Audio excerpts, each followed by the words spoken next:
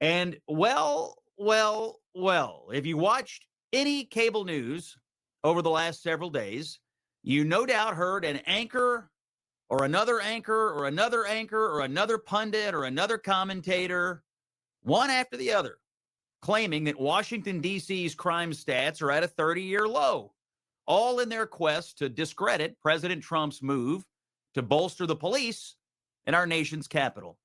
Well, it turns out, and most thinking people knew this already, the stats were fake. Now we have the receipts. The news site Washington Free Beacon, which I cannot recommend highly enough, dropped a blockbuster story this morning proving that the Washington Police Department intentionally falsified the crime statistics.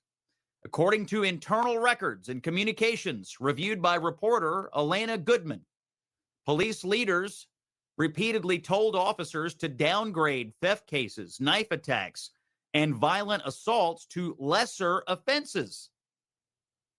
See how that works? A whistleblower in the department filed a lawsuit and described the scheme this way. She was instructed to downgrade a number of felonies to misdemeanors so that there would be fewer felonies in the statistics. She also provided records showing that police leaders explicitly instructed their subordinates to underclassify certain instances of theft to keep them out of the crime stats the city reports to the public. Folks, we have entered an era of unrepentant propaganda, brought to you by the people who are supposed to give you the real stats, the real news, tell you the real truth. No wonder trust in media has cratered to all-time lows.